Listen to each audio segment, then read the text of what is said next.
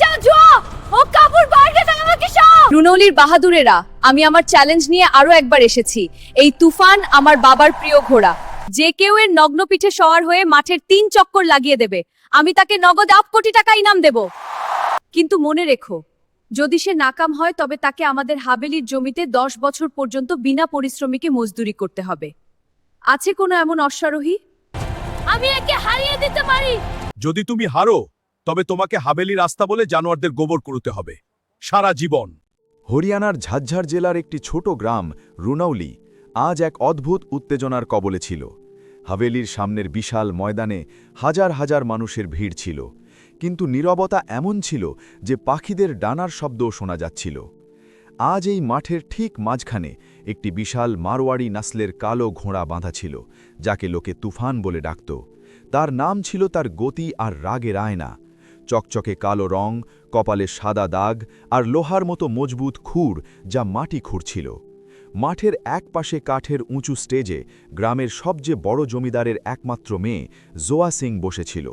তার মুখে থাকা গাম্ভীর্য আর ঠান্ডা মেজাজ তার খানদানি দাপট প্রকাশ করছিল। জোয়া মাইক ধরল আর তার কণ্ঠ পুরো ময়দানে প্রতিধ্বনিত হল। আবার বলছি, এই তুফান আমার বাবার প্রিয় ঘোড়া।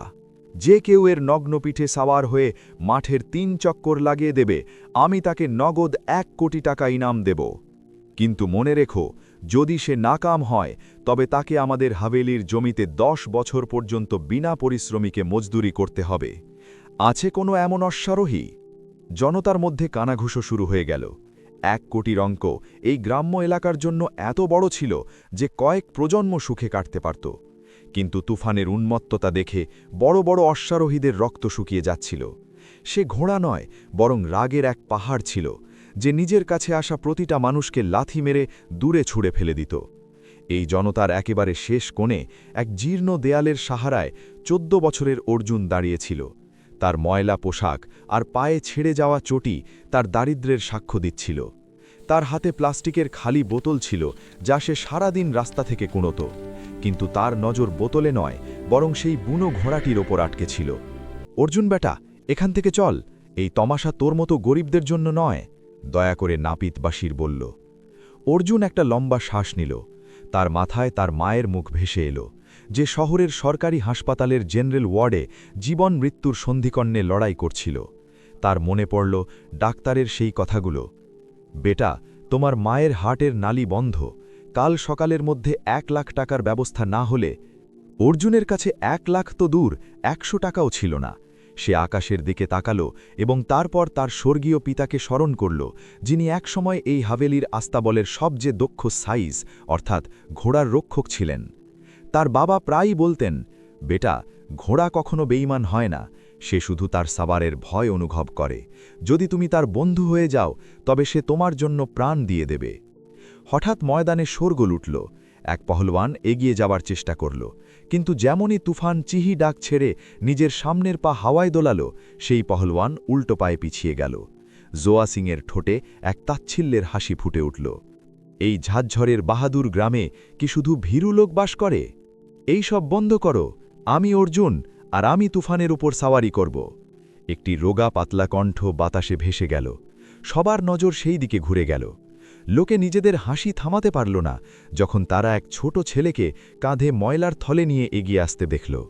অর্জুন স্টেজের কাছে পৌঁছাল এবং জোয়ার চোখের দিকে তাকিয়ে বলল, আমার 1 কোটি চাই না বিবিজি, শুধু আমার মায়ের অপারেশনের খরচ দিয়ে দিন, আর আমার বাবার উপর যে আপনার খানদান চুরির অপবাদ দিয়ে তাকে বের করে দিয়েছিল সেই দাগ ধুয়ে দিন। তোমার এত বড় সাহস? ঠিক আছে, যদি তুমি নিজের জীবন বরবাদ করতে চাও তবে তাই হোক। যদি তুমি হারো তবে তোমাকে হাভেলির আস্তাবলে জানোয়ারদের গোবর কুড়োতে হবে সারা জীবন। যেমনই সে তুফানের কাছে পৌঁছাল, ঘোড়াটি তাকে এক তুচ্ছ নজরে দেখল এবং এক জোরালো হ্রেষাধ্বনির সাথে মাটিতে খুর ঠকল। অর্জুন পালানোর বদলে নিজের পকেট থেকে একটা ছোট বাঁশি বের করল। এটি সেই বাঁশি যা তার বাবা প্রায়ই আস্তাবলে বাজাতেন। তুফান নিজের জায়গা থেকে নড়ল এবং বিদ্যুতের গতিতে অর্জুনের দিকে ঝাঁপাল। জনতা থেকে চিৎকার শোনা গেল। অনেকে চোখ বন্ধ করে নিল যে এবার এই বাচ্চাটা পিষ্ট হয়ে যাবে। কিন্তু ঠিক সেই মুহূর্তে যখন ঘোড়ার ভারী খুর অর্জুনের বুকের সাথে টকরাতে যাচ্ছিল, অর্জুন বাঁশিতে এমন এক ধীর সুর তুলল যে ময়দানে থাকা প্রতিটি মানুষের শ্বাস থমকে গেল। তখন তুফান নিজের দিক পরিবর্তন করল। সে এখন অর্জুনের দিকে নয়, বরং মৃত্যুর মতো স্টেজের দিকে এগোচ্ছিল। জোয়া সিংয়ের চোখে প্রথমবার মৃত্যুর ভয় দেখা গেল। সে নিজের চেয়ার থেকে নড়তেও পারছিল না যে তুফান নিজের সামনের পা হাওয়ায় তুলল যাতে স্টেজের কাঠের স্তম্ভগুলোকে চুরমার করে দেয়। না! অর্জুনের চিৎকার ময়দানে গুজে উঠল। সে দৌড়ে তুফানের সামনে গেল না, বরং বিদ্যুতের গতিতে পকেট থেকে একটা লম্বা লাল কাপড় বের করে হাওয়ায় ওড়াল। অর্জুন একটা উঁচু ডিগবাজি খেলল এবং একদম সঠিক সময়ে সেই কাপড় তুফানের চোখের সামনে নাড়াল। ঘোড়া এক মুহূর্তের জন্য থমকাল এবং অর্জুন সুযোগ পেয়েই তার ঘাড়ের লোম ধরে তার নগ্ন পিঠে লাফিয়ে উঠল। তুফান অর্জুনকে ফেলার জন্য উন্মত্ত নাচ শুরু করে দিল। সে কখনো হাওয়ায় উছলত, আবার কখনো গোল গোল করে ঘুরত। অর্জুন তার কানের কাছে ঝুঁকে নিজের বাবার শেখানো সেই ধীর আওয়াজ বের করল। ধীরে ধীরে তুফানের শরীরের শক্ত ভাব কমতে লাগল। তার দ্রুত শ্বাস স্বাভাবিক হল এবং সে একদম শান্ত হয়ে দাঁড়িয়ে পড়ল। পুরো ময়দানে এক মুহূর্তের জন্য নীরবতা ছেয়ে গেল এবং তারপর করতালির এক তুফান বয়ে গেল। অর্জুন ক্রোড়পতি জমিদারের মেয়ের প্রাণ বাঁচিয়েছিল এবং অসম্ভবকে সম্ভব করে দেখিয়েছিল। জোয়া সিং, যার মুখ এখনও পর্যন্ত ফ্যাকাশে হয়ে গিয়েছিল, সে অবাক হয়ে আর কৃতজ্ঞতার সাথে অর্জুনকে দেখছিল। বিবিজি, আমি আমার শর্ত পূরণ করেছি। এখন আমার মায়ের চিকিৎসা আর আমার বাবার সম্মান আপনার হাতে। জোয়া কিছু বলতে যাচ্ছিল যে স্টেজের পেছন থেকে তার কাকা বলবন্ত সিং রাগে তড়পাতে তড়পাতে সামনে এলো। এই সব একটা ধোঁকা। এই ঘোড়া শেখানো ছিল, আর এই ছেলেটা কোনো জাদুই ওষুধ ব্যবহার করেছে। এক চোরের ছেলেকে ইনাম দেওয়া হবে না। বাবা চোর ছিলেন না? অর্জুনের কণ্ঠে ব্যথা আর রাগ দুই ছিল। বলবন্ত এক শয়তানি হাসির সাথে জনতার দিকে তাকালো। এই ঘোড়াকে হাভেলির সেই পুরনো আস্তাবলে নিয়ে গিয়ে বাঁধতে হবে, যেখান থেকে একে বের করা হয়েছিল। যদি এ সেখানে শান্তিতে থাকে, তবে ইনাম তোমার। অর্জুনের বুক ধক করে উঠল। সেই পুরনো আস্তাবল সেই জায়গা ছিল যেখানে বহু বছর আগে তার বাবার ওপর মিথ্যে অপবাদ দিয়ে তাকে অপমান করা হয়েছিল। সে জানত যে সেখানে এমন কিছু আছে যা ঠিক নয়, কিন্তু মায়ের জীবনের খাতিরে সে মাথা নেড়ে রাজি হল। সন্ধ্যের ছায়া গভীর হচ্ছিল যখন অর্জুন তুফানকে নিয়ে হাভেলির সেই পেছনের অংশে পৌঁছাল যেখানে পুরনো আস্তাবল ছিল।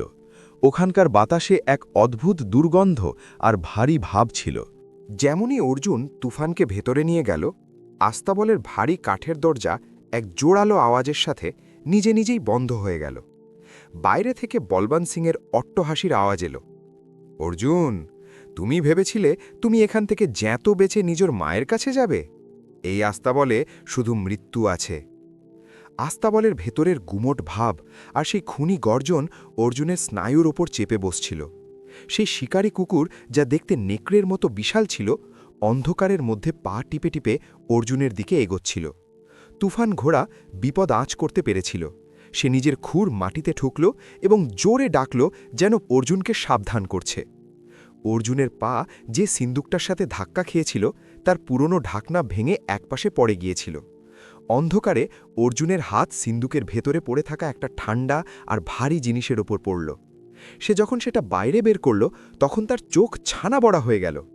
সেটা ছিল জমিদার সিং সাহেব বা জোয়ার বাবার সেই মোহর আর আসল ওসিয়াতনামা, যার সম্পর্কে রটানো হয়েছিল যে ওটা অর্জুনের বাবা চুরি করেছেন। তো এটা এখানে ছিল। আমার বাবা চুরি করেননি, বরং তাকে বের করে দেওয়া হয়েছিল যাতে এই ওসিয়াতনামা কখনো সামনে না আসতে পারে। কিন্তু সত্য বোঝার মতো সময় ছিল না। শিকারী কুটুমটি এক জোরালো লাফ মারল। অর্জুন ভয়ে চোখ বন্ধ করে নিল, কিন্তু সে কোনো আঘাত অনুভব করল না। সে চোখ খুলে দেখল যে তুফান অর্জুনের সামনে ঢাল হয়ে দাঁড়িয়ে আছে। ঘোড়াটি নিজের পেছনের লাথি এত জোরে কুকুরের চোয়ালে মারল যে সে দূরে গিয়ে পড়ল। বাইরে দাঁড়িয়ে বলবন্ত সিং অধৈর্য হয়ে চিৎকার করল, শেষ করে দে ওকে, ছিঁড়ে ফেল ওই ময়লা কুড়োনো ছেলেটাকে। আস্তাবলের ভেতরে এক অদ্ভুত যুদ্ধ শুরু হয়ে গিয়েছিল। একদিকে হিংস্র কুকুর আর অন্যদিকে অনুগত ঘোড়া। অর্জুন ওসিয়তনামাটি নিজের বুকে জড়িয়ে নিল এবং দেয়ালের সাথে থাকা একটা ছোট ফুটোর দিকে তাকাল। সে বুঝতে পারল যে বলবন্ত শুধু তাকে নাড়ার জন্য নয়, বরং প্রমাণ মেটানোর জন্যই এইসব করেছে। হঠাৎ অর্জুন আস্তাবলের ছাদ থেকে ধোঁয়া উঠতে দেখল। বলবন্ত বাইরে থেকে আগুন লাগিয়ে দিয়েছিল। তুফান, আমাদের বেরোতে হবে, নয়তো আমরা পুড়ে মরে যাব। অর্জুন ঘোড়ার ঘাড় জড়িয়ে ধরে তাকে দেয়ালের দিকে ঘোরানোর চেষ্টা করল। আগুনের লেলিহান শিখা দ্রুত কাঠের স্তম্ভগুলোকে নিজের গ্রাসে নিচ্ছিল। কুকুরটি, যে এখন আহত ছিল, আগুন দেখে ভয়ে এক কোণে গুটিয়ে গেল। কিন্তু তুফান নিজের সাহস হারাল না। অর্জুন দেখল যে আস্তাবলের পেছনের দরজা শুধু একটা ভারী কাঠের কড়ি দিয়ে বন্ধ ছিল। তুফান, শেষবারের মতো আমার বাবার মান রাখ। অর্জুন ঘোড়ার পিঠে সওয়ার হয়ে তাকে পুরো শক্তি দিয়ে এড় লাগাল। ঘোড়া নিজের পুরো শক্তি সঞ্চয় করল এবং বন্ধ দরজার দিকে এক উন্মাদের মতো দৌড় লাগাল। যেমনই সে ধাক্কা মারল, এক জোরালো বিস্ফোরণ হল এবং কাঠের তক্তাগুলো ভেঙে চুরমার হয়ে গেল। অর্জুন আর তুফান আগুনের গোলক থেকে বেরিয়ে বাইরে খোলা ময়দানে এসে পড়ল। বাইরে জোয়া সিং আর গ্রামের লোক আগুন দেখে সেখানে জমা হয়েছিল। বলবন্ত সিংয়ের হাতে তখনও দেশলাই বাক্স ছিল, আর তার মুখে এক অপরাধী হাসি। কিন্তু যেমনই সে অর্জুনকে জ্যান্ত এবং হাতে ওসিয়তনামা নিয়ে দেখল, তার পায়ের তলা থেকে মাটি সরে গেল। অর্জুন টলতে টলতে জোয়ার পায়ে সেই ওসিয়তনামা ছুঁড়ে দিল। বিবিজি, এটা দেখে নিন, আমার বাবা চোর ছিলেন না, চোর আপনার হাভেলির ভেতরে লুকিয়ে বসে আছে। জোয়া কাঁপতে কাঁপতে সেই কাগজ তুলল। যেমন যেমন সে ওটা পড়তে লাগল, তার চোখ রাগে লাল হতে থাকল। সে বলবন্তের দিকে তাকালো, যে এখন পালানোর চেষ্টা করছিল। আপনি আমার বাবার ওসিয়তনামা লুকিয়েছিলেন আর এক নির্দোষ মানুষের জীবন বরবাদ করেছিলেন। জোয়ার কণ্ঠে বজ্র নির্ঘোষ ছিল। সেই মুহূর্তে পুলিশের গাড়ির সাইরেন দূর থেকে শোনা যেতে লাগল। কিন্তু কাহিনী এখনও শেষ হয়নি। গুলির শব্দ পুরো গ্রামকে স্তব্ধ করে দিল। পাখিরা গাছ থেকে উড়ে গেল এবং এক মুহূর্তের জন্য মনে হলো যেন সময় থমকে গেছে। বলবন্ত সিংয়ের চালানো গুলি জোয়া পর্যন্ত পৌঁছল না, কারণ তুফান বিপদ বুঝতে পেরে নিজের দিক ঘুরিয়ে নিয়েছিল। গুলি ঘোড়াটির কাঁধ ছুঁয়ে বেরিয়ে গেল। কিন্তু সেই ধাক্কা আর অর্জুনের উপস্থিত বুদ্ধিতে জোয়া মাটিতে পড়ে গিয়েছিল, যার ফলে তার প্রাণ বেঁচে গেল। জোয়া কাঁপতে কাঁপতে অর্জুনকে সাহায্য করে তুলল। তার চোখে অনুশোচনার জল ছিল। অর্জুন, আমাকে ক্ষমা করে দাও, আমরা তোমাদের খানদানের সাথে অনেক বড় অন্যায় করেছি। কিন্তু অর্জুনের খেয়াল অন্য কোথাও ছিল। তার পকেটে রাখা পুরনো ফোনটা অনবরত বেজে যাচ্ছিল। সে কাঁপতে কাঁপতে ফোন তুলল। ওপাশ থেকে ডাক্তারের গলা শোনা গেল। অর্জুন, কোথায় তুমি? তোমার মায়ের অবস্থা খারাপ হচ্ছে। যদি আগামী 1 ঘন্টার মধ্যে অপারেশন শুরু না হয়, তবে আমরা তাকে বাঁচাতে পারব না। অর্জুনের পায়ের তলা থেকে মাটি সরে গেল। রাতের এই সময় গ্রাম থেকে শহরের হাসপাতাল 40 কিলোমিটার দূরে ছিল, আর কোনো গাড়ি এত তাড়াতাড়ি সেখানে পৌঁছতে পারত না। বিবিজি, আমার ইনাম চাই না, আমাকে শুধু হাসপাতালে পৌঁছে দিন। আমার মা। অর্জুনের গলা কান্নায় বুঝে গেল। জোয়া ঘড়ি দেখল এবং তারপর আহত তুফানের দিকে, যে নিজের ক্ষত সত্ত্বেও নিজের মালিকের ছেলের পাশে দাঁড়িয়েছিল। গাড়ি কাঁচা রাস্তায় সময় নেবে অর্জুন, কিন্তু তুফান তোমাকে শর্টকাট মেঠো পথে 8 ঘন্টার মধ্যে সেখানে পৌঁছে দিতে পারে। তুমি কি পারবে? অর্জুন তুফানের চোখের দিকে তাকালো। ঘোড়াটি জবাবে ধীরে নিজের মাথা অর্জুনের কাঁধে রাখল, যেন বলছে, আমি তৈরি। অর্জুন জোয়ার কাছ থেকে সেই ইনামের চেক নিল, যা সে আগেই তৈরি করে রেখেছিল, এবং তুফানের পিঠে সবার হল। কালো রাত, মেঘের গর্জন আর তুফানের গতি, মনে হচ্ছিল যেন সেই ঘোড়া মাটিতে নয়, বরং হাওয়ায় উঠছে। রাস্তায় কাঁটা ভরা ঝোঁপ এলো, কাঁচা রাস্তা এলো, কিন্তু তুফান নিজের গতি কমতে দিল না। অর্জুন নিজের মায়ের নাম ডাকতে থাকল আর তুফানকে সাহস দিতে থাকল। ঠিক 35 মিনিট পর হাসপাতালের ইমার্জেন্সি গেটে একটা কালো ঘোড়া দেখা গেল, যার ওপর এক ধুলোমাখা বাচ্চা সওয়ার ছিল। অর্জুন হাঁপাতে হাঁপাতে ডাক্তারের হাতে 1 কোটির চেক আর জোয়ার সুপারিশের চিঠি ধরিয়ে দিল। অপারেশন শুরু করুন ডাক্তারবাবু, আমার মাকে আল্লাহর ওয়াস্তে বাঁচিয়ে নিন। রুনৌলি গ্রামের মানচিত্র বদলে গিয়েছিল। অর্জুনের বাবা এখন চোর নয়, বরং একজন সৎ নায়ক হিসাবে পরিচিত ছিলেন। জোয়া সিং হাভেলির পুরনো আস্তাবলকে এক আধুনিক অ্যানিমাল রেস্কিউ সেন্টারে বদলে দিয়েছিল, যার ইনচার্জ অর্জুনকে বানানো হলো। এক বিকেলে অর্জুন নিজের মায়ের হাত ধরে হাভেলির বারানে বসেছিল। তার মা এখন একদম সুস্থ। পাশেই তুফান ঘাস খাচ্ছিল। তার কাঁধে গুলির দাগ এখন একটা পদকের মতো চকচক করছিল। মা অর্জুনের মাথায় হাত বুলিয়ে জিজ্ঞেস করলেন, বেটা, সেদিন যখন মৃত্যু তোর সামনে দাঁড়িয়েছিল, তোর ভয় লাগেনি? অর্জুন হেসে তুফানের দিকে তাকালো আর ধীর গলায় বলল, মা, ভয় তো লেগেছিল, কিন্তু বাবা বলতেন যে যখন নিয়ত পরিষ্কার থাকে আর উদ্দেশ্য বড় হয়, তখন খোলা নিজে তার সৃষ্টিকে আপনার রক্ষক বানিয়ে দেন। আমি একা ছিলাম না, আমার সাথে আমার বাবার দোয়া আর এক সত্যিকারের বন্ধুর বিশ্বস্ততা ছিল। আকাশে তারা জলজল করছিল, আর দূর থেকে বাঁশির সেই ধীর সুর শোনা যাচ্ছিল, যা এখন ভয়ের নয়, বরং জয় আর ভালোবাসার প্রতীক হয়ে উঠেছিল। যদি কাহিনী ভালো লেগে থাকে তাহলে চ্যানেলটি সাবস্ক্রাইব করুন। কমেন্টে আমাদের অবশ্যই জানান কাহিনী কেমন ছিল।